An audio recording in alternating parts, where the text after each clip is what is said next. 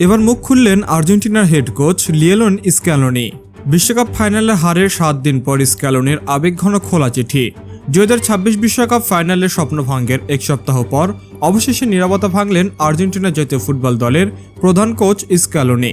স্পেনের বিপক্ষে 1-0 গোলের পরাজয় শিরোপা হাতছাড়া হওয়ার বেদনা এখনও কাটিয়ে উঠতে পারেননি তিনি। তবে সেই কষ্টের মাঝেও সমর্থকদের প্রতি কৃতজ্ঞতা জানাতে এবং নিজের অনুভূতি প্রকাশ করতে সামাজিক যোগাযোগ মাধ্যমে একটি আবেগঘন খোলা চিঠি প্রকাশ করেছেন। চিঠির শুরুতেই গত 7 দিনের মানসিক অবস্থার কথা তুলে ধরেন স্ক্যালোনি। তিনি লেখেন, গত এক সপ্তাহ ছিল নানা অনুভূতির মিশেল, দুঃখের সঙ্গে আনন্দ, কান্নার সঙ্গে হাসি, উৎকণ্ঠার সঙ্গে স্বস্তি আর স্নায়ুচাপের সঙ্গে শান্তি, সবকিছু একসঙ্গে জড়িয়েছিল। এখন একটু শান্ত হয়ে কয়েকটি কথা লিখতে বসেছি। আপনারা জানেন, সামাজিক যোগাযোগ মাধ্যমে লিখতে আমি খুব একটা স্বাচ্ছন্দ্য বোধ করি না, তবু মনে হলো আপনাদের কাছে আমার কথা পৌঁছে দেওয়ার জন্য এটাই হয়তো সবচেয়ে ভালো উপায়। বিশ্বকাপ জয়ের স্বপ্ন পূরণ না হওয়ায় আক্ষেপ স্পষ্টভাবে ফুটে উঠেছে তার কথায়। স্ক্যালোনি বলেন, সবার আগে শুধু এটুকুই বলতে চাই, দুঃখিত, আরেকটি ট্রফি এনে আপনাদের সামনে দিতে পারলাম না।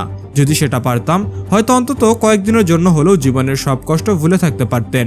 তবে ট্রফি না জিতলেও এই আর্জেন্টিনা দলকে যেন সমর্থকেরা কখনো ভুলে না যান, সেই অনুরোধও করেন তিনি। নিজের খেলোয়াড়দের প্রতি গভীর ভালোবাসা প্রকাশ করে স্ক্যালোনি লেখেন, আমি চাই আপনারা আমাদের এই দলকে মনে রাখুন, এই খেলোয়াড়দের, আমার যোদ্ধাদের। আমি আমার স্ত্রীকে তাদের কথা বলতে গিয়ে সবসময় এই নামেই ডাকতাম, কারণ তারা শেষ মুহূর্ত পর্যন্ত লড়াই করেছে, নিজেদের সর্বস্ব দিয়ে দেশের জন্য খেলেছে। চিঠির অন্যতম আবেগঘন অংশ ছিল সমালোচকদের নিয়ে তার মন্তব্য। পুরো টুর্নামেন্ট জুড়েই দলকে নানা ধরনের সমালোচনার মুখোমুখি হতে হয়েছে বলে উল্লেখ করেন তিনি। স্ক্যালোনির ভাষায়, যারা আমাদের চেনেই না তাদের কঠিন সমালোচনাও সহ্য করতে হয়েছে, কিন্তু আমরা জানতাম মাঠের ভেতরে আমাদের কাজে হবে সবচেয়ে বড় উত্তর। শরীর যখন আর সাড়া দেয় না, তখন মাথা উঁচু করে দাঁড়িয়ে থাকার সংকল্পই আমাদের কাছে আসল ট্রফি। তিনি আরও বলেন, ফুটবল শুধু জয় পরাজয়ের হিসাব নয়, এটা আত্মত্যাগ, ঐক্য এবং বিশ্বাসেরও গল্প। সেই বিশ্বাস নিয়ে তার দল শেষ পর্যন্ত লড়াই করেছে। যদিও কাঙ্ক্ষিত ফল আসেনি, তবু খেলোয়াড়দের প্রচেষ্টা নিয়ে তার কোনো আক্ষেপ নেই।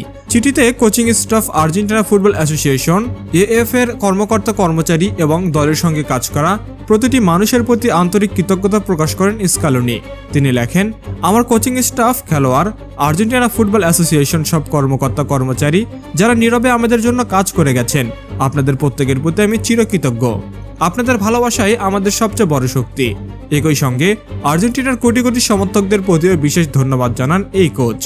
তার মতে, শিরোপা হাতছাড়া হলেও যেভাবে সমর্থকেরা দলের পাশে দাঁড়িয়েছেন সেটি সবচেয়ে বড় প্রাপ্তি। হার মানে সবকিছু শেষ নয়, বরং নতুন করে ঘুরে দাঁড়ানোর শক্তি দেয়, এমন বার্তাও দেন তিনি। বিশ্বকাপের ফাইনালের পরাজয়ের পর আর্জেন্টিনা জুড়ে যেমন হতাশার ছায়া নেমে এসেছিল, তেমনি সামাজিক যোগাযোগ মাধ্যমেও অসংখ্য সমর্থক স্ক্যালোনি ও তার দলের পাশে দাঁড়িয়েছেন। অনেকেই মনে করিয়ে দিয়েছেন 2022 সালের বিশ্বকাপ জয় এবং পরবর্তী বছরগুলোতে আর্জেন্টিনা ফুটবলের ধারাবাহিক সাফল্যের পিছনে স্ক্যালোনির অবদান অনস্বীকার্য। তাই ফাইনালের হার যতই কষ্টের হোক, স্ক্যালোনির এই খোলা চিঠি নতুন করে ফুটিয়ে তুলেছে একজন কোচের মানবিক দিক, তার খেলোয়াড়দের প্রতি অগাধ বিশ্বাস এবং সমর্থকদের প্রতি গভীর কৃতজ্ঞতা। ট্রফি হাতছাড়া হলেও তার ভাষায়, আমার যোদ্ধারা শেষ পর্যন্ত লড়েছে, আর সেই লড়াইয়ের ভবিষ্যতে পথ চলার সবচেয়ে বড় প্রেরণা হয়ে থাকবে।